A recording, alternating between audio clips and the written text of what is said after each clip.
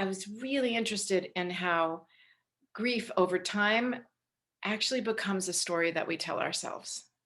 It's the story that we've created to make sense of what happened and get meaning from the loss. But that story it can evolve. It's not a fixed artifact. We can help that story grow. We can revisit the facts and look at them a different way, gain a new perspective, or we can bring new things into our life to write our ways forward into a different and new and happier story for ourselves. So the element of choice really comes around, and I wanted to explore that. And that's what the AfterGrief is about. My mom has stage 4 cancer in her bones and in her breast. My dad's disease was 15 years, he died of ALS.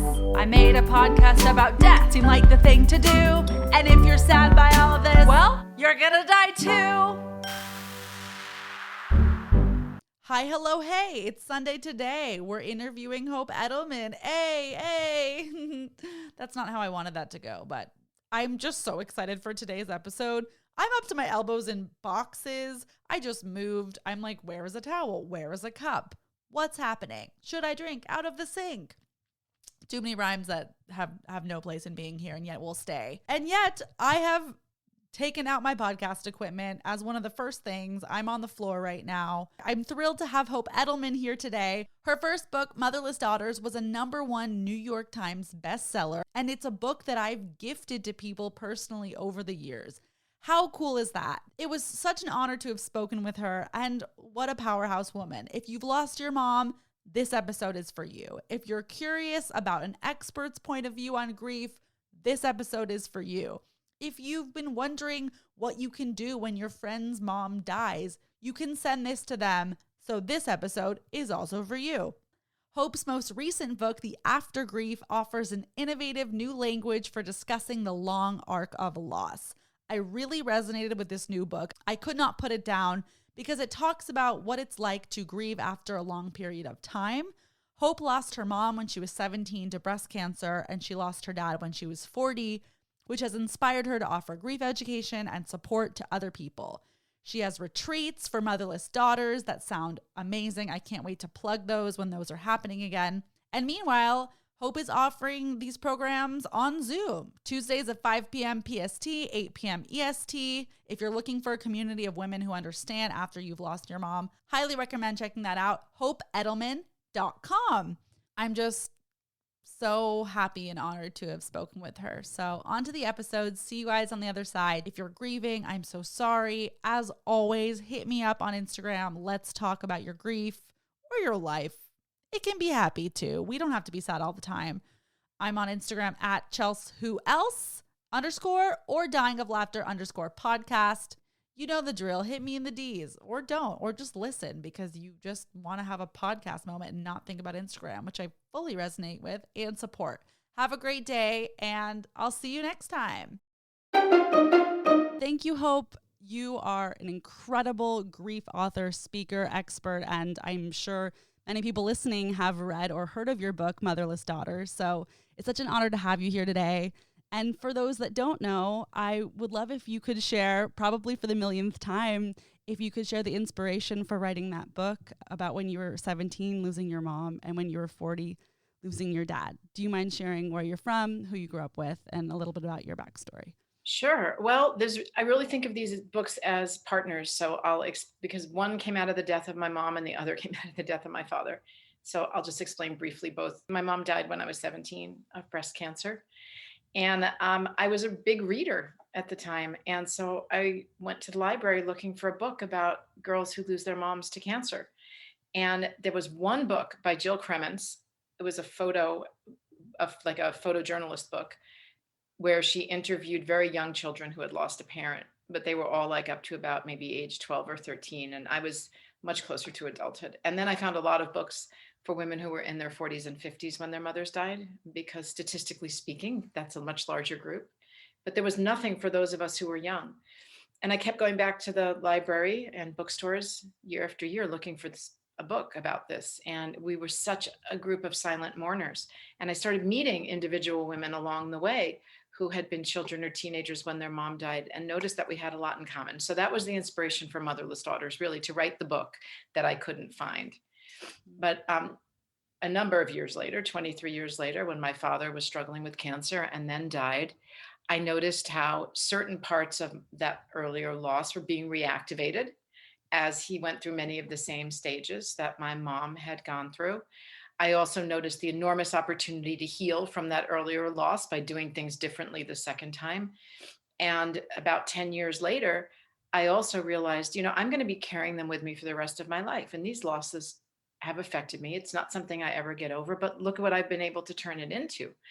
And I started thinking, really, I'm going to read up on what grief and mourning look like 10, 20, 30 years later, because it does shape shift into something else that we carry forward with us. And there was very little about that. Most studies, empirical studies on the bereaved, only followed them for 3, 5, at the most 7 years to see how they were adjusting.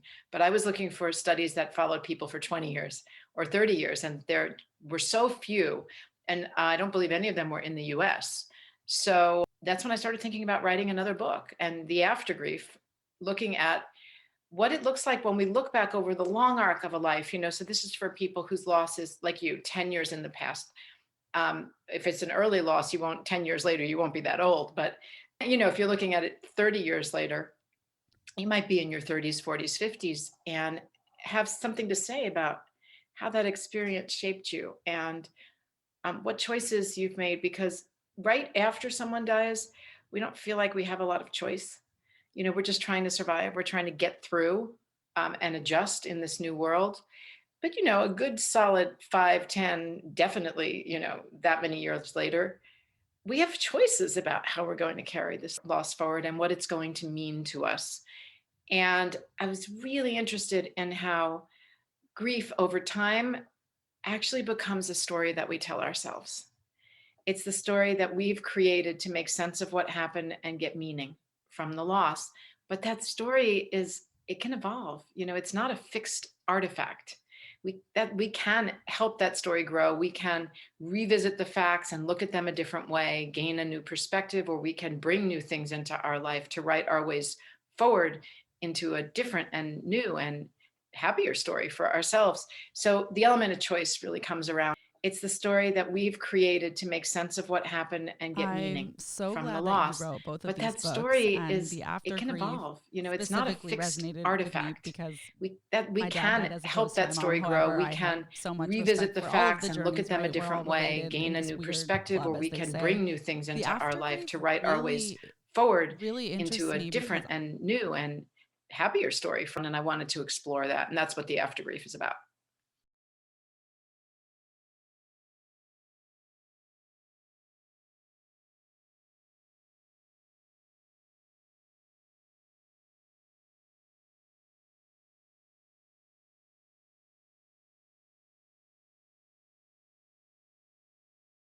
I find it so fascinating what happens over time. And perhaps most significantly, my interest in the grief spaces really became prevalent after about 6 years. And it was 6 years later when my mom was diagnosed with a terminal illness. So it was my second parent, right, with a terminal illness. And when I went to sign up for some kind of grief group or grief therapy, they said, we only offer this for the first few years, up to 5 years. And it had been 6 once I started really becoming interested in talking about it. So thank you to you for being so wise as to write this book and explore this thing that affects people for such a long time. Well, you tapped right into one of the reasons why I wrote the AfterGrief, and I even mentioned it in the introduction, that most bereavement centers. Now, when my mom died, there were no grief centers, no bereavement programs, but there are lots of them now, and they're fantastic. And I have led children's groups for the one here in Los Angeles, Our House, and I have so much Oh, respect you've for the led work. for Our House? Uh-huh. Yeah. Oh, I love Our House. I You do do? their camps. That's amazing. Oh, you do? Camp, they partner with Camp Aaron. Yeah. Yes. Yes, I have been to a Camp Aaron, and I led some groups in schools for teenagers who lost parents or loved ones. And I have great Amazing. respect for the work they do. But most of these centers only have the funding and the resources to help people in that acute period, the first couple of years. A child a child under 18 can join a group and stay in it for a couple of years until they feel ready to leave. But if you call your local bereavement center and you say, for example, I'm about to get married, or I'm about to become a parent and I'm really missing my dad, or I'm really missing my mom, and I'm looking for a support group. And one of the first questions will be, how long ago did they die? And if you say 10 years, 12 years, 15 years, generally all they have for you is a list of private therapists. And that's not Right. what people are looking for. First of all, not everybody has the resources for private therapy, especially these days. But people are looking to sit with others who understand, who've been through it, who can, give them the kind of emotional support to help them walk that path, or give them ideas, for how they coped that were helpful. This is why when Motherless Daughters retreats were happening live, and hopefully they will be again, we would get 26 women sitting in a circle, and they all would understand what it was like to become a mother without a mother if they had children, or to have a relationship and feel that it was affected by a fear that someone's going to die, or leave you, or any number of different, life situations or events that become challenging for someone who's lost a parent at an early age. And that's what they were looking for. So yeah, we're going to start after grief groups. And I just did the first online course for 4 weeks, because the after grief is for anyone who has a loss in the past. And I hope to pilot some groups so that we will be able to start offering this, so that people will have a place to go when they say, oh, wow, I'm about to get married and my dad died 10 years ago and he's not here to walk me down the aisle. And I am having this fresh wave of sorrow about his absence. I call them grief spikes. That comes from bereavement literature. I think it's Colin Murray Parkes who called them grief spikes. He's a British psychologist. And when you have a grief spike like that and you're looking for support, there needs to be a place where you can go. So right now we have a community on Facebook. There is an AfterGrief community on Facebook where people are talking about these. It's moderated by people who've received some training Mhm. to facilitate these discussions. But other than that, this was a really overlooked niche of the bereaved.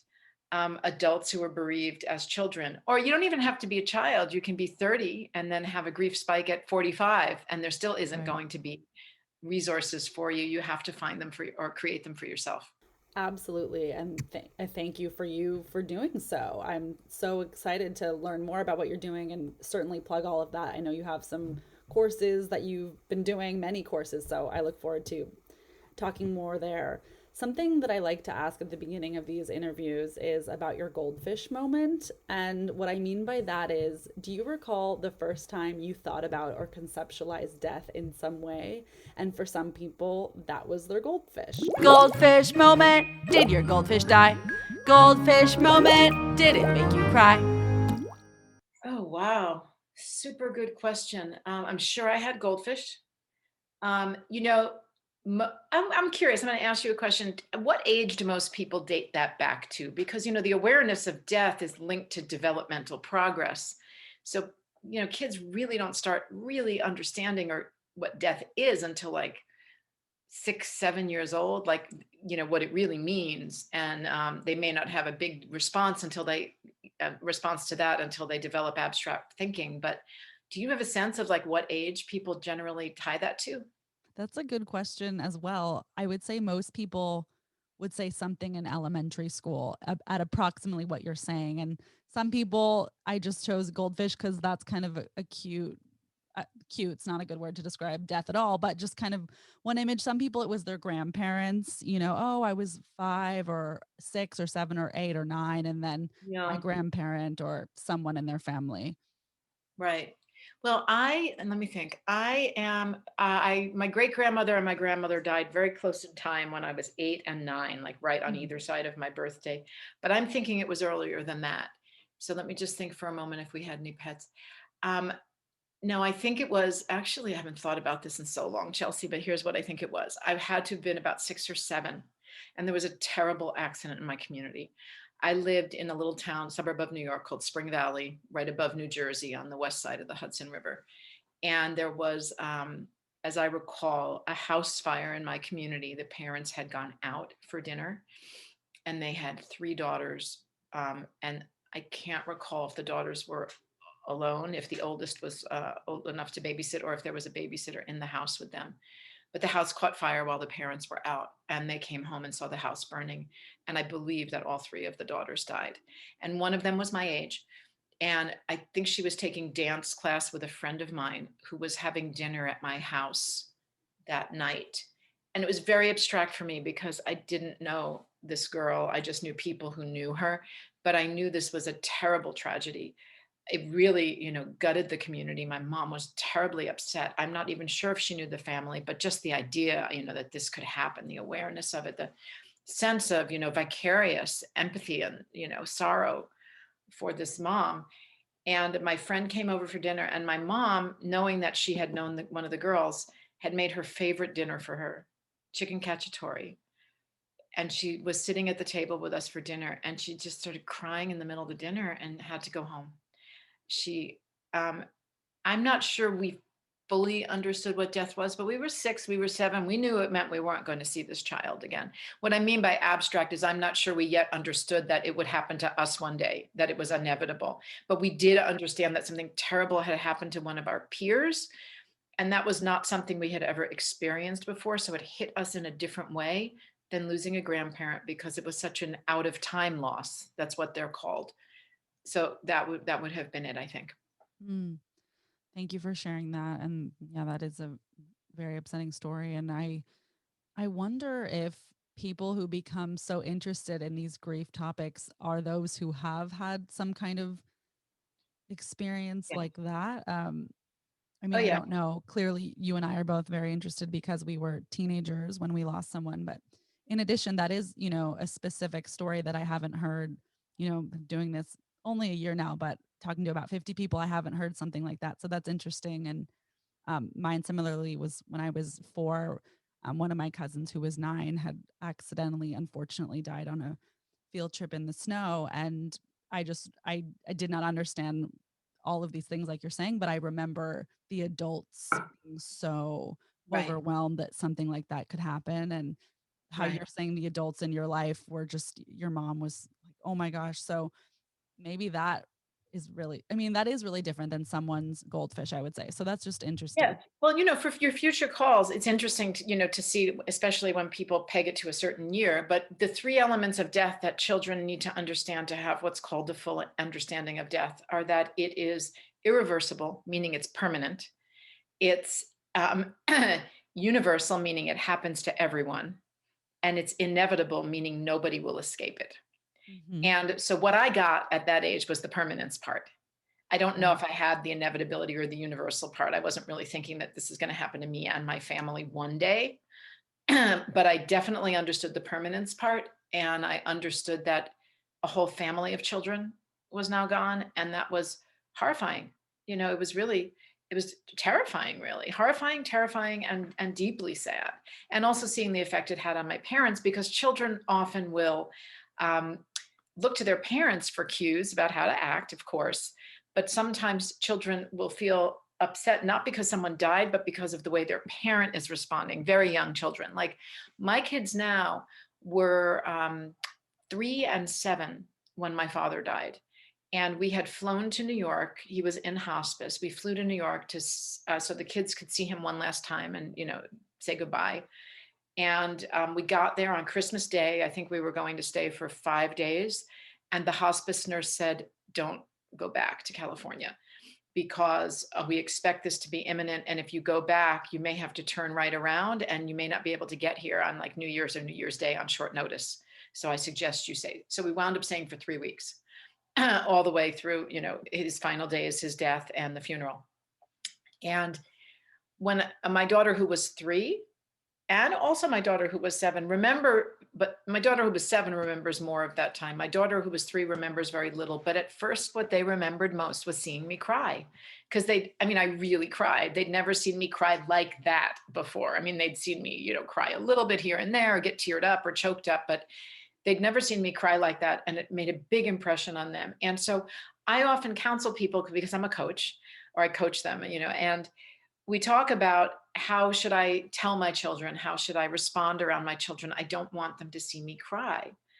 And see, I'm of the opinion that it's okay for our children to see us cry when we're coping or adjusting to something that's sad. I mean, that's an appropriate response. Sadness is an appropriate response to a sad situation, like losing somebody. And I say, I'm not, unless you have a relationship with your child that you think, because only you know that, would really be harmed by that child seeing you cry. I think it's okay if your child sees you cry because you can keep revisiting that with the kid. It's not a one and done situation. I would say to my daughter, a couple months later, hey, remember when I cried so hard when grandpa died? Yeah, I was really sad, but now I'm okay. I'm getting better. I'm still sad, but not as sad as that anymore. And then 6 months later, I could say, hey, remember how much I cried when grandpa died? Yeah, that was really a sad thing, wasn't it? But you see, look how much better I'm feeling now, and now we can talk about it many years later. So I don't feel that they were traumatized by seeing me die. They were certainly upset by it in the moment and destabilized by it. But as a parent, you can help them work through that over time, especially as they become more emotionally and cognitively mature. Mm. That's really well said. Of course, like everything you said is fantastic. So thank you Oh, what? Thank you. I've been doing this for a long time. I have lots of time to think about it. thank you for offering that. That's very helpful. And I completely agree. Being able to see adults cry, I think, is very important. And the more that we don't, the more of a thing it becomes. And the more of a thing anything Yes. becomes, the harder it is to unravel that. And the harder it is for our children to feel that they can have those emotions when something sad happens to them, then they feel that they have to hide it because that's the behavior that's been modeled to Hmm. them. Just to your point earlier, I just want to dial back just for a second because it's important, where you said that you wondered if a lot of people get into this work because they have a loss in their past. The answer is overwhelmingly yes. Hmm. I go, or I used to go before COVID, frequently to the annual ADEC conference that stands for Association for Deaf Educators and Counselors, which sounds like it would be a really dark couple of days, but we actually have an enormous amount of fun together. Our work is heavy at times, but when we get together, there's a lot of levity and camaraderie and, supporting each other. And it's a wonderful conference. But most of the people that I know there, and a lot of the heavy hitters in the field, all experienced a major loss, many of them when they were young. And so they understand firsthand the ripple effects of a major loss and how long lasting those effects are, and have made it their life's research and study or practice. So it's all therapists and researchers and academics at this conference. And it's a really extraordinary group of people. And I would like to say I recommend it to anyone in the field, but I don't know when it's coming back. I'm not sure. Right. It was they canceled the one in 2020, and I'm not sure yet about 2021. I think everyone's hopeful for 2022, but the coming year is a big unknown question, unknown quantity. It's a question mark for all of us. Certainly, certainly. Well, that it, I mean, I always have dark humor about things, as I think many people grieving do, but hence the podcast Dying of Laughter. I'm weirdly like, that actually sounds like the exact group of people I would love to meet. I'm like, yes, that feels energizing. That feels fun to me. That feels like all the things. Not that I'm an academic or intellectual, but I just have respect that exists. Thank you for flagging it. I hope that if it's appropriate for someone, we can link it for them to attend. Out of curiosity, would that conference be appropriate for ordinary people grieving, or is that specifically for academics to come up with curriculum, things like that? It's specifically for professionals in the field. So Great. I'm not sure if just anyone who's grieving comes. I don't think so. What kind of conferences would exist for that? That's a really good question. I know a lot of professional conferences that I attend. Mm-hmm. Um, about how many years ago was it? 6 years ago, I hosted in Los Angeles a day long Motherless Daughters conference, and that was fabulous. We had 120 women who came from all over the US and also from Canada and even Australia for a full day of discussions. And we had lunch together and breakout sessions. And I did it for the 20th anniversary of Motherless Daughters. So maybe there's a chance to do one for the 30th anniversary of Motherless Daughters. Leaders of the support groups all over the country came in and met each other. It was a really fantastic, but it was a one-time event for the 20th anniversary of the book. It's a lot to pull off every year. And, but, moving forward, maybe, I think right now people are doing more online summits. So there's quite a lot going on online. I've seen a number of a number of sort of like quasi conferences happening virtually in Right. the past year. But I don't think, honestly, there's any substitute for getting together in person. It's why I haven't Agreed. tried to do these retreats online. I did one, and I Mhm. think it was very valuable for the women who were in it.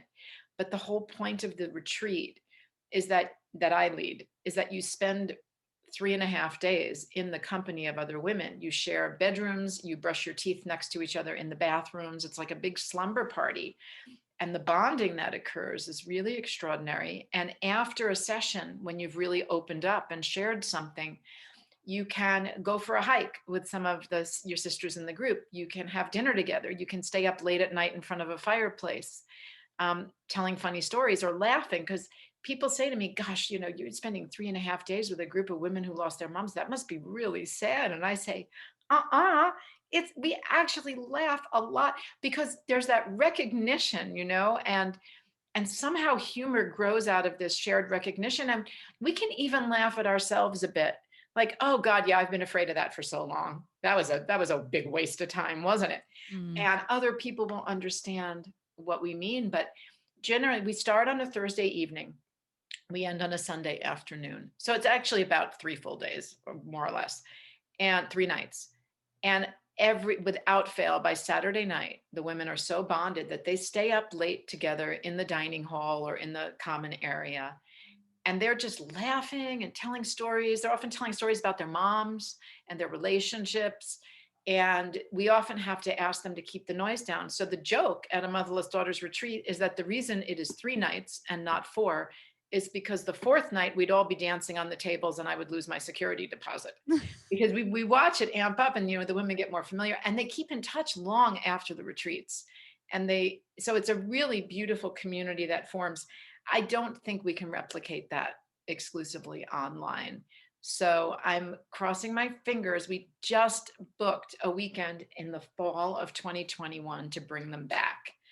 So let's Amazing. hope that we can do it safely. We will do a smaller scale, smaller number, Right. scaled down a bit. Everyone gets their own room kind of thing. So people feel really safe. But I'm hopeful because they're life-changing weekends for these women. That's what we hear. And we see the changes that occur in them when they finally have permission to tell their story, and they feel normalized and validated because they sit in a circle and hear so many women telling stories that mirror their own. For the first time, they don't feel alone. They don't feel like the only, like the odd person out in the room. And I hope the same will be true for after grief groups when we get them going too. Absolutely. That is amazing. I can think of so many people I would love to recommend this to when they are safely back in person because I mean, I can't think of a better or more positive experience that you could have under those circumstances. So kudos to you for putting those on and leading them and everything that you do takes a lot of oomph. So that's so great that you're able to hold the space for And so many people. And I can just envision it and it sounds amazing in every thank way. you. And well, it takes courage. It takes courage from the women who attend because they have to be really ready. And some of them may not have ever talked openly about their loss. So it's, Right. when you first crack open that box and air gets in there, it can be a little painful. It takes courage. It takes an investment in time. They have to plan for it. It takes money, because we're spending 3 nights with all meals and Yeah. and and travel for those who need to come. But you might want to let the audience know also that in January, I'm doing 4 completely free events because I really believe in reaching people who don't have the resources to come to a retreat or can't swing it right now or have childcare issues that are pressing. So 4 Sundays in January, 4 completely free events. And it's all listed at hopeedelman.com. It's to start the year off, my gift to the community, but that's free. So anyone can come and get something at those events. I didn't know that was free. That's Totally free. fantastic. That's Totally so, free. so, so wonderful and helpful. And like you're saying, some people that don't have the resources or that just have never done anything like this before and don't know where to start and want Right. to jump in. So, And they're interactive. So you can come participate, ask questions, and share your story, or you can just listen. You can be there live. You can watch it later. The first one, and these are all topics that the community's been asking for. The first one is about reviewing our longstanding coping strategies and assessing which ones don't work for us anymore. This is what happens a lot. These strategies that really helped us get through a loss when we were 8 or 15 or 20 may have outlived their usefulness and be harming us now, actually, and getting becoming obstacles in the way of getting what we really want. So we're going Right. to look at those coping strategies and how to start changing them in 2021, like a New Year's resolution. We're doing another one on very early loss, because we have a portion of the community that was so young when someone died, they don't have memories of their time together. So Right. how do you mourn someone who's more of an absence than a remembered presence?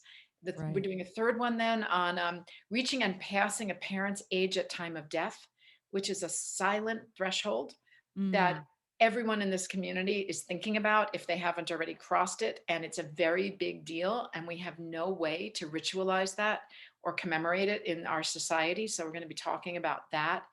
And then we're doing another one on more, just a very broad one on how can we reframe our losses over time to create stories that strengthen and empower us rather than ones that help us feel, sad or weak as we recall the events of the death. So 4 events, free. that's unbelievable. That's so valuable. I will absolutely shout that out in future episodes before coming out in January too, because Thank everyone should you. know about that. So thank you, Hope. That is incredible. And I'm like going off script. I have a couple things I did want to get to, but I'm like, I could Yeah, talk to you about all of this sure. forever. Yeah, I look forward to sharing that with some people too, who been a while. I've, heard some people say like, oh, mine was so long ago. I don't know if that's relevant to your podcast or to the grief experience. And I'm like, no, it's so relevant. And sometimes people don't even know that there is a place for them to share and Right. explore. So this is so Yes. valuable for them. Well, there's this big cultural message out there that we need to get over it quickly and Right. move on and get past the loss, right? It's such a damaging message, because those of us who feel like, actually, I'd like to find a way to carry this person forward with me and still feel close to them, without being treated like a pariah or like someone who's creepy, because I like to, still talk about my dead mom, or, still bring my dead dad, into my consciousness and into stories. And even though he's been gone for a long time, I feel like we really need to start changing that perception, because I think it's really important and really healthy for us to find ways to remain connected to those who've died. That's where grief theory has moved. It's moved past the 5 stages and getting over it, and Yeah. into how do we create new and lasting bonds with the loved ones who've died, so that they can continue to inspire us if we had good relationships with them. If we didn't, then there are some relationships that we do want to let go of in certain ways, and maybe pick and choose just a few things that we want to carry forward. Yeah. But for those of us who had close, loving, warm relationships with people and still feel the love for them, we should not feel an imperative to cut ourselves off from that. Absolutely. I couldn't agree more. And I became very interested in these grief spaces when it wasn't so much the questions that people asked me about my dad, it was the questions that they did not ask me. And just understanding that no one was going to ask me about him, especially because he was sick for so long. People have a lot of that knew him, mourning who he really was before illness was decades ago. But I thought, well, if I bring it up, let's see what happens. And then, the floodgates open once you bring it up and people have the space. Yeah. I'm sure you're familiar with holding space, and then all these things come out of people. So Yeah. here we are in the grief world. What questions do you wish people had asked you, or do you wish people ask you now? Mm, thank you for asking me. I don't want to talk about myself too much for this No. interview, but I'll answer that quickly and then go back to you. I would say I wish that in terms of what I would wish people do ask me to this day is, what was your dad like, and what are positive memories of your dad, and who is he not tied to ALS? Right. It's almost like, what's the point of asking about someone that they'll never meet, right? Well, what do they gain by learning? But it would be healing to me. If not to them, I would appreciate it. What about you? Is there something that you wish people would ask you about your mom? It's kind of the same thing. Once people hear like what a parent died from, and I imagine in your case, ALS, the cause of death kind of eclipses the person who existed. And then the questions are often about how they died. Or, if I say my mom died of breast cancer, I mean, if I just say my mom died, so I don't get into that conversation, they always want to know what she died from. And if I say breast cancer, then the next question is always, well, are you worried about getting it yourself? I mean, I don't want to have Yes. that conversation with someone I don't really know, or, Right. how long was she sick? Or, the question like almost immediately diverts to the cause. So like you, I would like people to ask questions just about my mom and who she is or was. And so people sometimes say to me, my partner or my good friend is about to experience their first Mother's or Father's Day without that parent, and I don't know how to best support them. I'm sure they're thinking of it. I feel like I shouldn't bring it up because it will only upset them. See, that's another cultural myth. Like, we shouldn't bring up lost loved ones to someone who's mourning because it will remind them of their loss. Well, they're thinking of their loss all the time anyway. They often want to know that someone else is aware that they're thinking of it. And so what I say sometimes to my friends who have lost a mother or father, especially when Mother's or Father's Day comes up, is tell me something about your mom. What are you remembering about your mom today, or your dad today? Tell me a story about your dad. Let me, help me or us get to know who he was. We do that at Motherless Daughters retreats too. We have one evening where everyone brings a photo of their mom and they tell a story about their mom. It's introduce your mom to the group. Tell the group something about her that you'd like to know, something that you think either she might, use to introduce herself, or that if they can only know one or two things about her, what would you like them to know? And they spin off into stories. Everyone gets a couple of minutes to talk about it. We pass the photo around the circle, and then they put it on the altar with a candle, and we let all the moms hang out together, on the table. And because I like to say, look, we are 26 women in this room sitting here physically, but we are really 54 women in attendance. I mean, sorry, 52 women in attendance, because we've all brought our mothers with us. And that's just a way of starting to, open the gates to thinking in that way, that our loved ones, even though they're physically absent, can still be a presence in our present and in our future. Absolutely beautiful. I'm just that's just amazing. I'm so so so glad that that exists. Thanks to you. I'm absolutely going to recommend this to some people. So thank you again for sharing that. I'm going to ask you a couple of questions about your book, if that's okay. You're like, yes, we're talking about the book. Hello, that's fine. Okay. What was your dream when you first set out to write the book, The After Grief? And in your own words, I was curious if you could share some of the positive effects that your writing career has had on your personal life. Mm.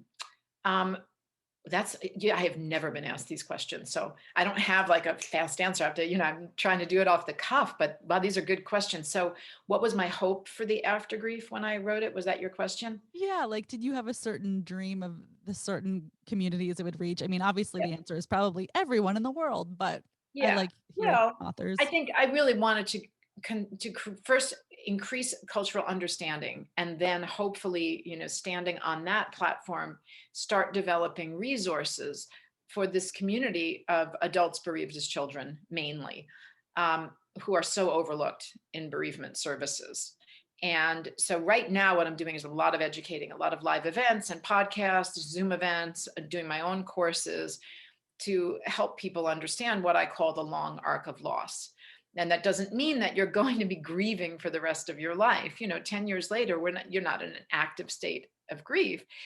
But I imagine that there are things that happen from time to time, where you have one of those spikes, like you see someone who looks like your dad, or a song comes on the radio that reminds you of him, or you read something about ALS, and it just gets you, and then you let those feelings work through you, ideally. And then, minutes, hours, days later, you are back to optimal functioning. That's how grief works over the long arc. So I wanted people to be able to understand that, to normalize it, to validate it, to identify a group of people who have similar challenges, triumphs later in life, and then create resources for them. So that's what I'm working on. Now, this book came out right in between Ruth Bader Ginsburg's very unfortunate death and President Trump being diagnosed with COVID. So it was like media blackout at that time for books. So we're, still getting the word out, because it was hard at that time for any books coming out right then. to get publicity. So it's a slow build, but I'm starting to hear people in the bereavement community talk about the AfterGrief like it's a thing. And it's really a word that I created so we could have a vocabulary to talk about this. So that's super exciting. So that was my hope for the book, and still is my hope for the book, and I imagine will be for a while. The second question was, how has writing about this changed my Yeah. life? What was it? How has the positive effects of your writing career impacted your personal life? My professional life obviously has been, because Motherless Daughters was my first book. It launched my career as a writer and sent me off into doing this kind of work. But I think in my personal life, it had the same effect on me writing this book. I hope that it had on my readers, because for the first time when I went out and interviewed women for Motherless Daughters, I discovered I wasn't alone. And we were all in our own little silos, feeling like there's nobody in the world who understands me. I'm the only one who's been through this. I'm always the one, because I don't have a mom, I'm the girl who's different from everybody else. And I discovered through listening to other women's stories how much we all had in common, and that we were kind of this silent sisterhood. And that's something that happens at a Motherless Daughters retreat, almost like clockwork. Within the first 12 hours, is we sit in the circle, and there are almost every woman in that circle feels like, I'm all alone in the world, nobody has understood me since my mom died. And then we go around the circle, and they start hearing each other's stories, and you can watch their faces physically change when they realize, oh my God, I'm not alone anymore. Like, now I know 25 other women who, and I'm sitting in a room where everyone's the same. And it's unbelievably profound experience. And I feel like 80% of my job with these retreats is just finding the place and registering women and getting them in the room to look at each other and hear each other's stories. And beyond that, it's kind of icing, because that is such a profound shift for these women. So that happened to me also.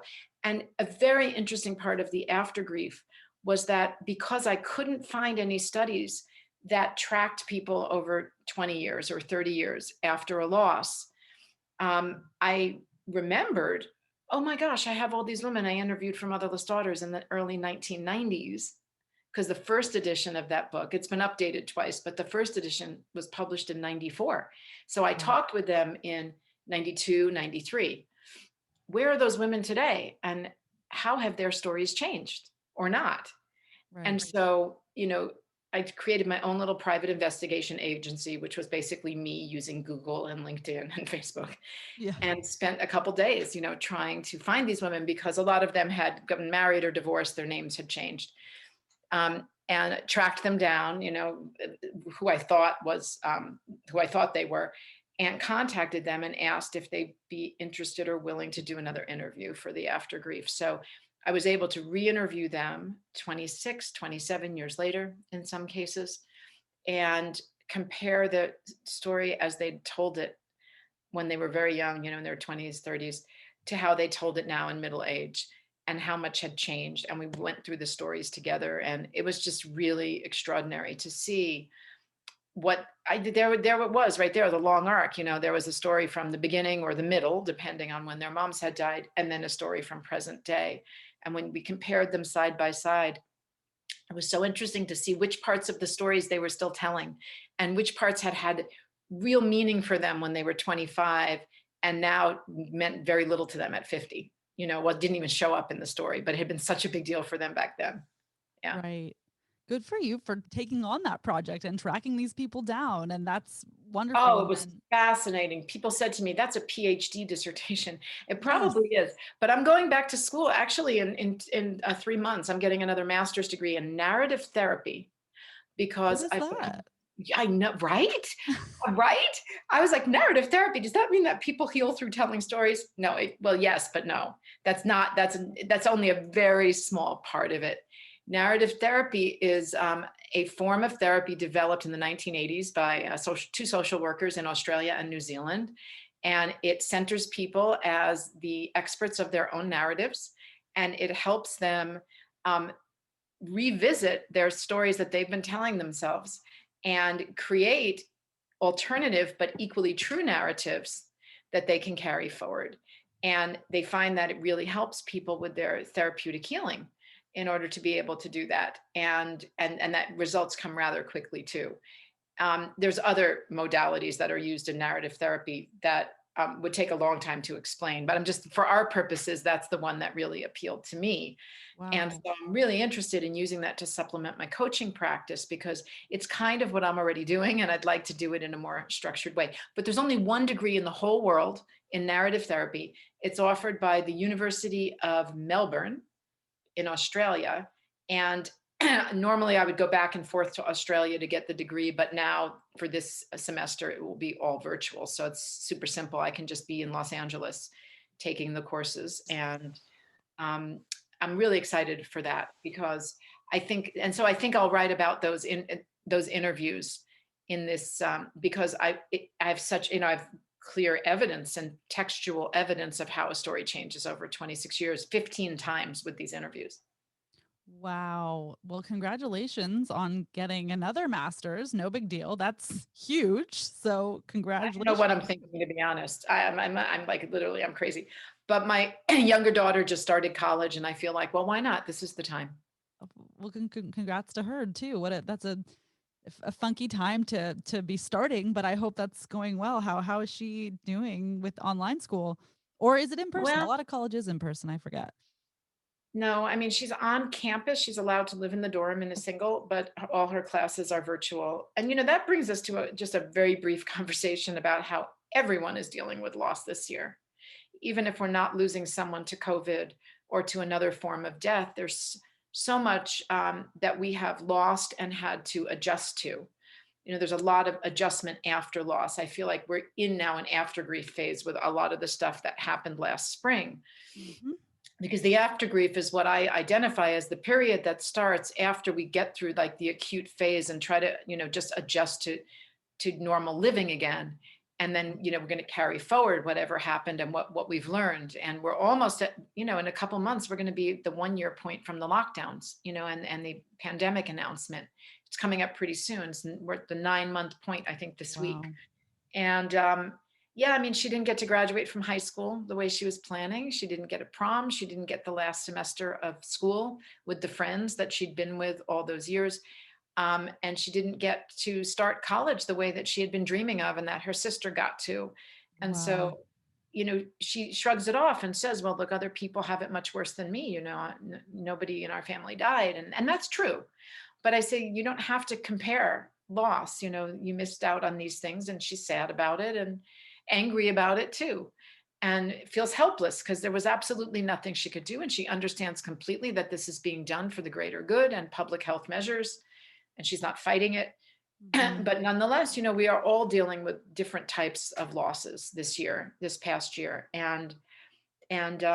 So I think we need to acknowledge that there's all forms of grief in the culture right now. And I'm not sure that everyone realizes that they are grieving the things that they lost, but we are. We are grieving, a way of life that was put on pause at best, and parts of it that may never return at worst. Well, kudos to your daughter. That's a very specific transitional period, high school to college, for doing that all virtual. And I know in your book, you speak so beautifully about the tears that came. I believe it was your first daughter's graduation when you were sitting with your sister in the bleachers and just really honoring and saying that I you know. cried a lot, which was beautiful. And so I know that that's really important to you and so many. So, True. I mean, that's such a small loss. But for me, in the book, I talk about how my mother never got to any of her children's graduations. She died the summer before my senior year, and I had two younger siblings. So going to a high school graduation in my family is a really big deal for yeah. those my siblings and I who have children or nieces and nephews. And so at my older daughter's graduation, which was the first of the grandchildren, my sister and I sat in the bleachers and just sobbed and sobbed and sobbed because we were so happy and grateful to be there, to watch it happen, to witness it, and celebrate with her. And we were so looking forward to being able to do it with my younger daughter and with my nephew who graduated the same year. And so we didn't get to do that. Yeah, it did feel like a loss. I mean, and again, I think it's natural to compare, like, poor me didn't get to go to my daughter's high school graduation when I have friends whose parents or partners are dying of COVID. I mean, so Right. I don't, but I don't think we should get into minimizing our own loss. Like if we're feeling sad, that's a way to avoid feeling it by saying, oh, it's not as bad as somebody else's. So if we, if we're feeling sorrow or we're feeling loss, I think we have to acknowledge it. We don't have to, dwell on it to the extent that, it's going to consume us. Yeah. We have, stopgap measures to keep that from happening. But I do think, we just need to at least acknowledge it, because otherwise it'll come back around later in other ways.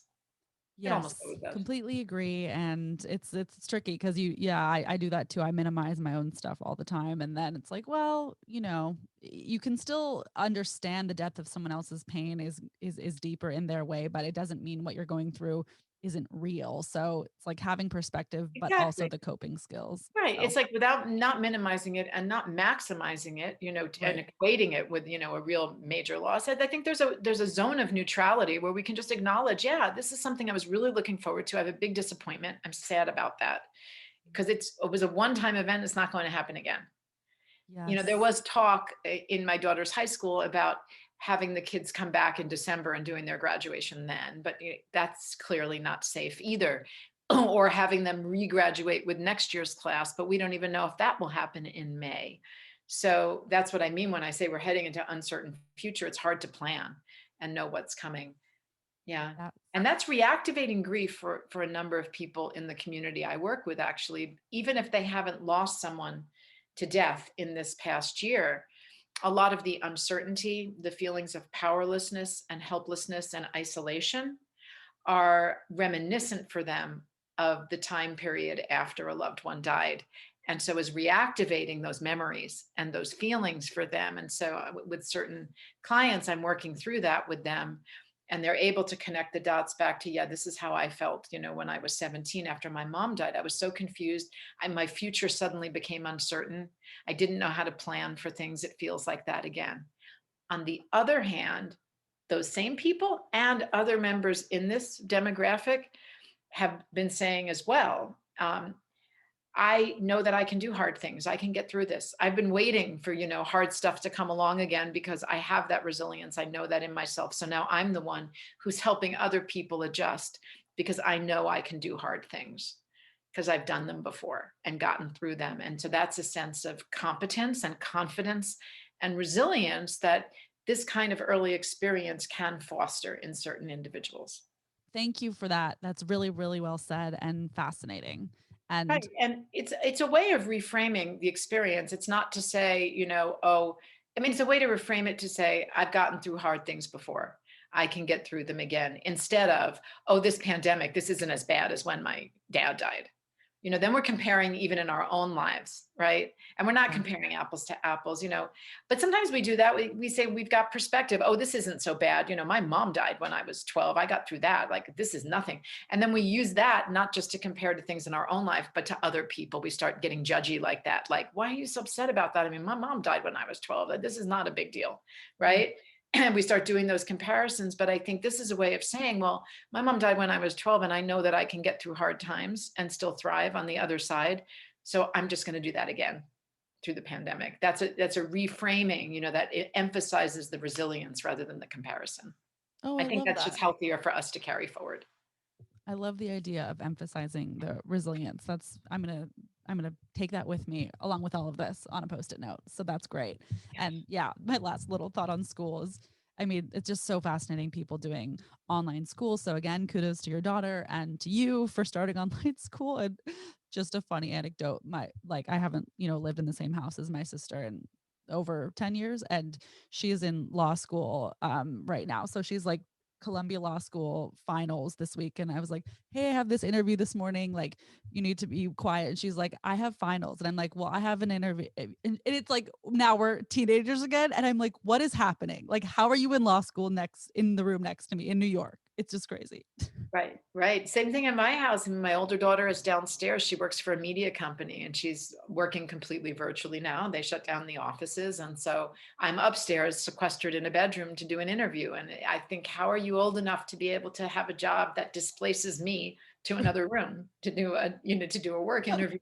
But that's the passage of time, you know. Oh my gosh, that's amazing. I know everyone's family dynamics right now. If you're lucky to have family members alive, I'll just, acknowledge that it is very interesting and comedic and bizarre. But Yeah. hey, hopefully, knock on wood, once in a lifetime that this doesn't happen again. So just trying to appreciate. You had said that at one point that boys are more likely to be affected by the death of a parent and girls by the death of a sibling. That really interested me. I was curious like how that research was conducted or if you have thoughts to speak on that further because I found that fascinating. Yeah, that's not my research. Those are studies that are out there. And it may be because girls typically are encouraged, socialized to talk about their losses more. And that the loss of a sibling maybe is sort of less culturally accepted, to talk about. And boys tend to internalize their bereavement or their grief more and grieve through action and problem solving, whereas the death of a parent affects their daily life to such an extent that maybe they would benefit from being able to express some of what they're feeling and share it with others. That's just my gut reaction, but I don't know why that is. I just know that that's statistically what came up in the studies that were done on children who lost siblings and parents, that the adjustment process was more difficult for boys if a parent had left the family and more difficult for girls if it had been a sibling who died. And but I also think that's got to correspond with the kind of relationship they had with that parent or that sibling, and which parent who died, and was the sibling a twin, or was it a much younger sibling or a much older sibling. I mean, it just seems like that was kind of a blanket statement, and I'd want to go back into that research and look at some of the finer details before I could talk about it anymore. Mm, yeah, that makes sense. Yeah, thank you for sharing. And even just that little tidbit, I was like, wow, that's so interesting. I would love to learn more as well.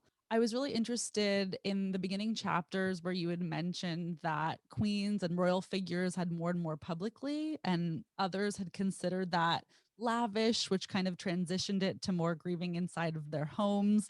And perhaps that spearheaded more of this private grieving that we experience today. What Oh was your yeah. reaction to learning Oh that wow. and how have Well, you that's such an interesting question, and I will try to answer it briefly. But it's actually a whole chapter in the book. It was you're referring to Victorian mourning rituals, which grew out of Queen Victoria's extended mourning phase for Prince Albert in the 19th century, and Western culture, meaning the UK and its colonies, or its protectorates, and the United States as well in association, had very elaborate mourning rituals to say goodbye, and send off their dead. And, people would come together, and there were very intricate rules about what you wore, mostly for women, and how long, and how you decorated the house, and the social codes, and all of this. There were thick books in every house with, rules to follow. And between 1914 and about 1919, we lost most of those traditions. And there were four reasons, and I'll go through them very quickly. World War I, mass carnage. The soldiers were dying far from home, so they had to be buried in foreign places with no graves to visit. Also, lots and lots of casualties, civilian casualties, not in the US, but elsewhere. The rise of psychoanalysis, which started expressing views about grief and mourning as an internal individual process rather than one that we engaged in together. So the social aspect of mourning started being diminished. The Spanish flu pandemic of 1918-19, where we went through exactly what we're going through now, where we can't gather in large groups for funerals because we knew it was contagious back then too. And large numbers of people were dying and having to be buried. So funeral practices changed. And then the women's suffrage movement, because certainly in Victorian England and the UK, the women were responsible for keeping all the traditions around mourning, and it really was burdensome. And they started, sloughing off some of those roles. So by the time we got into the 1920s, um, our mourning practices had really become much smaller, restricted or they'd shrunk. And grief started being thought of as an individual internal process that we could get through quickly. And modernism actually was the fifth element here. That was all about productivity and efficiency, and it was about getting people back to work quickly. And for 100 years, that's how our grief and mourning practices have been affected. And so, yeah, I went down the rabbit hole for about 2 weeks, maybe 2 years ago, reading about the Spanish flu pandemic and the effect it had on bereavement. And I was fascinated, but who knew that that was going to become so relevant? We didn't know another pandemic was a 100-year pandemic was on the way. So I think it's really, really important that we get back to whatever mourning practices we had and found familiar and comforting after this pandemic ends, Yeah. because we had so few compared to where we started that I don't think it's good for us to lose those. We have to get back to funerals in person and not by Zoom. We have to get back to holding memorial celebrations of life and gathering so that we can hear eulogies and share stories, because that's really all we've got in this culture. And then visits to cemeteries. We don't have rituals for marking the after grief either. This is a question I want to ask you, Chelsea, if we have just a minute. You said Yeah. it's the 10th anniversary of your father's death. Does that number 10 hold any weight or meaning for you? That big round number? Because sometimes, like the 5th anniversary, the 10th, the 20th, 25th, feels different for us. Yeah, thanks for asking. And yes, I interestingly had some plans that I wanted to take into consideration this year that, of course, went out the window. I was planning to go to New York, where he's from, and speak with some of his friends about his experiences, possibly have one or two on the podcast and do some audio recordings and just kind of honoring that 10th year. And also a unique experience to his loss is he wrote a book about his life, not with the intention of publishing it, but he wrote it with his fingers for a few years, then with his toes for a few years when he was paralyzed. Then ultimately, he dictated it orally to a translator, and then some of it with his eyes, which is really interesting. And I actually had never read the book about his life. I started it this year. I did wait 10 years, which is very strange, but it was the last piece of him I felt that I would ever have, a new piece of information. And so this year I did actually still not finish it because I'm holding on, but this year, 2020 taught me life is short and what if something happens, and if not now, when? So those are a few things that came to mind, but thanks for asking. Mhm. Mhm.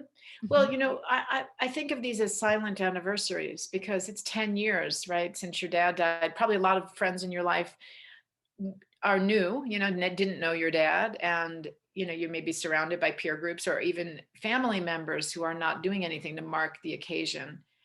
And I feel that we need rituals around these events because they're important to us. So I'm working on that right now. Actually, in a couple of weeks, we're going to have a page at the aftergrief.com with templates for rituals that people can do on death anniversaries, particularly significant ones. And we're also going to have a template for being able to commemorate the transition when you reach and pass a parent's age at time of death. How old was your dad when he died, Chelsea? He was 60 something, so not tragically young by any means. Just Still, I mean, it's but it's it's still young, but yeah, when you get to be in your 60s, far from now, I'm gonna it'll call be you. lodged. Yeah, no, you go to theaftergrief.com. There'll be lots of resources by then. I Great. hope, if we still have the internet, who even knows? But it'll be holograms by then. Yeah. Um, but it'll be on your mind, that this is how old my dad was. I'm looking through the world through the eyes of a 60 something year old adult. And this is, you have an identification with him and a sense of what it might seem. My mom was only 42. That's So, and very young. 42 always seemed so. This is what I mean about how your story changes. When I was 17, 42 was like, whoa, my mom was old. I was thinking she went to college, she got married, she had children, she did all these things that are still in my future. She's coming to the end of her life. I mean, I was 17. What did I know? And then, I'm about to turn 42, and I'm having a little bit of a freak out, like, whoa, like I didn't realize she was this young.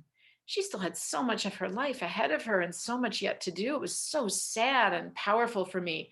And I was thinking, well, I have to really, I need to make this next part of my life really meaningful because she didn't get it, and that became a sense of purpose for me in a way, to really live intentionally, to do things that I wanted, not to care as much about what other people thought of me or wanted from me, to really like make these years count and matter.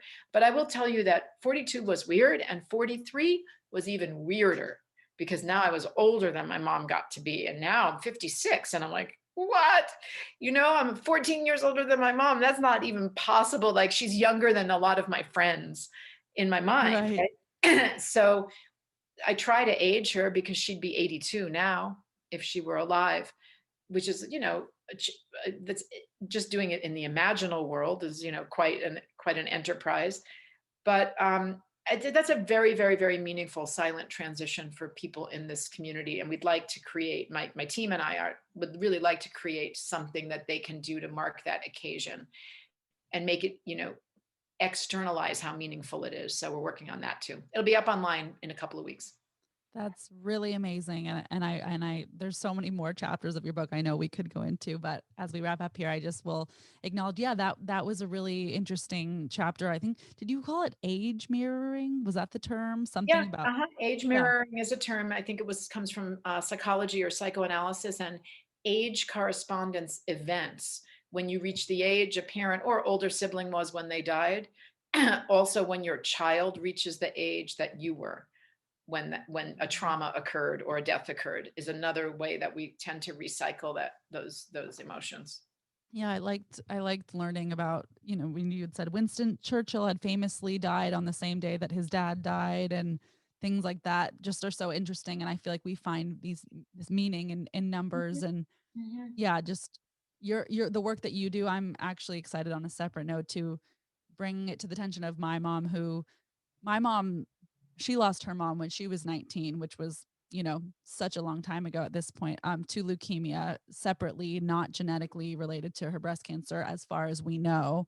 But of course, they're doing more work on genetic testing. I could talk about that for hours. I'm fascinated by it. But, so much of the work that she has done, or I will say hasn't done. Hi, mom. She's listening to every episode, but she knows that I say this, she's just not as comfortable with all of this. And the absence of my dad in many ways for her was um, freeing and positive, not because he was dead, but because there was the end of suffering, as she was the primary caregiver of ALS. It's a whole story. So Right. I felt like we couldn't really talk about him, but positively, it inspired me to talk about him to all these people, and weirdly had a positive result on others. But she still says she hasn't processed the loss of her mom. So, Yeah. mom, this is what I was telling you about. I'm excited to bring this attention to her because she still has Right. work to do, even though she's like 60s now. So, Women come to the retreat in their 60s and 70s and they're really? talking about it for the first time because their losses date back to an era when grief was really pushed under the rug,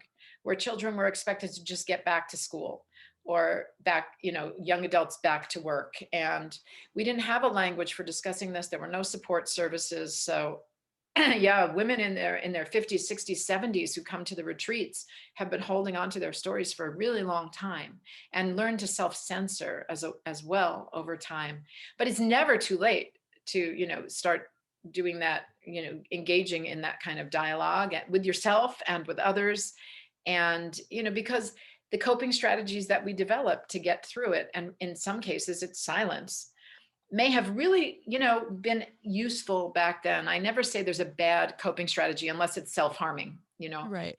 but I say, yay, you were very resourceful for figuring out how to survive a major loss, especially if you didn't have help or support from family members, extended family or friends. But you may find, for example, that 20 years, 30 years later, that silence is catching up with you and it's not helping you anymore. And maybe now it's even actively harming you. So, how can we let go of that? And what can we replace it with? And that will be more healthy for you and better moving forward. And so, yeah, that's a lingering message All right. I'm with your listeners. definitely going to share that and with her and others. And yeah, she would be a great she's very open. She just doesn't know how to talk about it. She would be like that person at the retreat, like crying hysterically and having breakthroughs and being like, I didn't talk about this for 40 years. Like she should totally go. So Great, yeah, great. maybe you'll see her. We totally welcome women like that, and I will be doing them on the West Coast. So it's an easy drive. With lots of people come down to LA and up from San Diego and down from the Bay Area and drive in from Arizona, when I do them in Los Angeles. So hopefully fall of 2021 we'll get one on the calendar. Perfect. All right. So I do have a couple questions from a few people on Instagram. Susan is a therapist in North Carolina that we've met virtually. She's lovely and she lost both of her parents before 25. And she also has the BRCA gene. And we've talked a lot about breast cancer in our private conversations. And she asks, I'm not sure how I want to phrase this, blah, blah, blah. I want to ask her what she has continued to learn since writing the book about the death of a parent at an influential time in her life. I also want to ask her how the death of her mother impacted her relationship with her father prior to his death, if it did at all. Uh, Okay. First, I want to say that the population of adults who have lost both parents before the age of 25 is a pretty significant number. It's not large, but it's a real subset. And I'm hoping that in my next 4 free events that will come later in 2021, there will be one on that because I've been asked for it a number of times. But how did it impact my relationship with my father? Well, mine's a very specific story. My dad knew my mom was sick and nobody told my mom. So I had a lot of anger toward him. But the way my story changed was that at a certain point, when I just became more emotionally and intellectually mature and became a parent myself, I was able to see my father with much more compassion and think about what a terrible thing that must have been for him to have to keep that secret from his wife and his children. And he thought he was doing it for the greater good. And one of my mother's friends actually talked with me and agreed that that was in my mother's best interest. And that shifted my perception of events. And then my relationship with him got much better at that point. But I will say that among the women who lose their moms, the relationship with the dad is often difficult because men grieve so differently than girls, that the daughters don't get what they need from their dads. Their dad will, as I said, men tend to grieve through action and problem solving. And one way that men grieve the death of a wife is by dating very quickly. Mm. And that's really hard on the daughter because she needs her dad to be there to support her emotionally. And that's not how, especially if your dad was born in the 30s, the 40s, the 50s, the 60s, that's not how he was conditioned to behave. Mm. Thank you. That's very helpful. There's just two more. Okay. This is from Tara. She's an artist in Los Angeles. And she says, oh, and for context, she lost her brother earlier this year. I feel very alone in my grief, like no one feels what I feel, mostly because no one's being vocal about it or even speaking about him except for me. Next time that I go home, how do I enter that environment and feel safe and good about experiencing the pain that will enter my heart when I go home? I imagine I'll be the only one weeping and it will make me feel more alone. What can I do to make it easier to connect with my family when I feel so distant and separate? Well, we have to remember, especially in that first year, that everyone grieves differently. And, I'm thinking of a woman who attended a live event that I did recently who said, I think it was their mom. She said, my mom just died recently and I really want to talk with my sister about it. And she just won't. She's not grieving at all. She's just watching the same movie over and over again. And I said, I think that's how your sister's grieving. There must be something in that movie that is evocative to her, that is helping her work through her feelings, that is, meaningful to her. She's not grieving the way that you do. I support you in finding other people who can support you in the grief style that is most meaningful and important and helpful to you. And unfortunately, sometimes those people are not going to be your immediate family members. So I am not saying to this woman to give up on her family. I'm saying they may not be either grieving the way that you do or ready to grieve in that way. And you're there, you're able to talk about your brother, you want to talk about your brother, but it's best for you to talk about your brother with people who are also able and ready to talk about him or to listen. So it's to find compassionate others, perhaps at the moment outside your nuclear family, because it's still such a fresh loss. But I do know it feels like losing that person twice. You lose them first in the physical world, and then you start losing them in remembrances because you don't have people who will talk about him with you. So then, it's up to you to keep him alive, but that's a lonely thing to do on your own. I would suggest reaching out to some of his friends, reaching out to other extended family members, any of your friends who knew him. If any of them would like to share memories with you and hear stories about him, that will help you feel good, and it will help you feel better and help you adjust to the loss and figure out what kind of inner relationship you're going to have with him. It just may not be the time for your nuclear family to engage in those exercises or activities with you. They either may not be ready, or that just may not be how they grieve. Thank you. Extremely helpful. And lastly, this is from Brooke B. She's a good friend of mine. She lost her brother over 10 years ago in an accident. And her mom is, okay, she says, my mom wants to write a book about death, but she has a hard time finishing it because she feels like she's reliving the trauma every time she writes.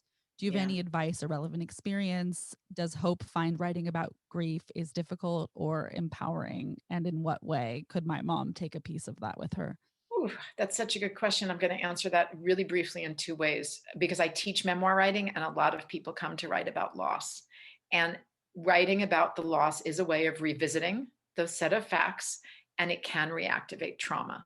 So we need to make sure that the trauma is stabilized, and generally that work is best done with trauma informed therapists to make sure the trauma is stabilized so that we can then get to the grief and work through the grief, which is because no one really wants to read a memoir that is about trauma or reliving a trauma. They want to read a memoir where they learn what the person um, got from that experience or has learned from that experience, and how they have alchemized that into something else. And sometimes we can't get there if we're still bumping up against the trauma.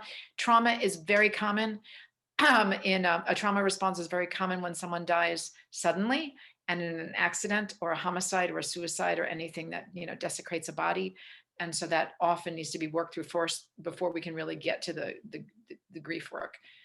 And the second part of the question is, another thing is that ending a book when you're writing about someone who's died can feel like losing them again, because writing the book is a way of staying connected.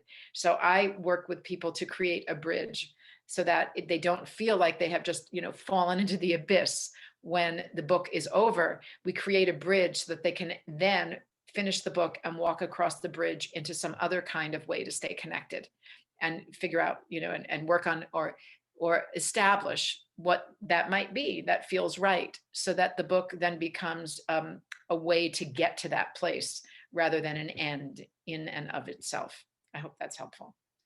That is very, very helpful. And I will absolutely, I'm not going to say I'm looking forward to sharing this. We will share this in this episode. So thank you. And I feel like her mom might be interested in one of your memoir writing courses online or somewhere in the world next Sure. time. HopeEdelman.com. I'm going to do a couple online in 2021, but then I hope again to get back to them in person by the end of the year or 2022. Yeah, I usually teach a couple per year.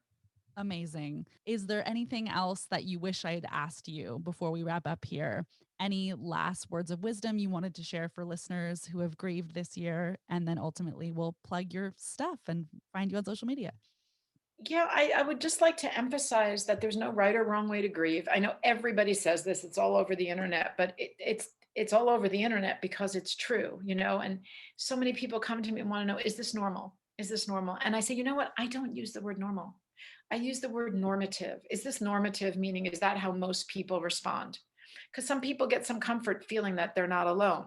But then I say, you know what? Everyone's individual and everyone's unique, and there are lots of outliers. So if your grief feels different from everybody else's, maybe you're just an outlier, and that's okay. Outliers are pretty cool. Outliers are the quirky, unique people in our culture. If 6 months or longer after a loss, it still feels as fresh as it did when it happened, and you're not able to get back to daily functioning, which I know is hard to get back to in a pandemic anyway. But you feel like you're not functioning optimally, you might be part of the 10 to 15% of the bereaved who experience what's known as complicated grief, which often occurs in people who were predisposed to depression or anxiety. And that's when we know that professional assistance, it can be really helpful, because there are people trained to work with complicated grief. But the other 85% of us often just need to find forms of self-expression, find people that we can confide in, who are compassionate, who don't judge us, who don't tell us it's time to get over it, who aren't impatient with us. And it takes a long time. It does. You know, the average American in studies believes that people should get over grief, or it only lasts for an average of 2 weeks. Think about that. What? What? I mean, I think more like No. 2 years before you start feeling normal again. Yes. And then you're just going to have, you know, grief experiences or resurgences, possibly for the rest of your life. And you're going to learn how to adapt to them, and you're going to learn how to fold them in. And you're going to learn that that is a remembrance of the love that you once shared. Or if it's reactivating a trauma, it's you know, it means then maybe I need to do some trauma informed work so that this doesn't keep, you know, poking me without warning at moments that are inconvenient, which it tends to do. Yes, absolutely. Well, you have so many wonderful things going on. Where can people find you on social media? Where can they buy the AfterGrief? And can you speak once more to the free courses you're doing early January, February? Yes. Okay, at the aftergrief.com, you can find out all things AfterGrief. There are links to buy copies of the book there at various distributors of your choice. And also in a few weeks, there will be templates for these rituals for death anniversaries and the silent threshold of reaching a parent's age at time of death. That'll be up there. We're working on them right now. And that's at the AfterGrief. And also, I'm starting a 6-month coaching circle. Super excited. Going to work really closely with small groups to help them identify those coping strategies, set goals for themselves, be accountable, and experience real change in their lives in 2021, because a lot of people feel like I'm stuck. There's a piece of me that got stuck. So we're going to work on unsticking everyone's individual pieces and supporting them in that process. That starts in February. That's all at theaftergrief.com. At hopeedelman.com will be my private coaching, my writing courses, and the free Sundays in January. That's just hopeedelman.com.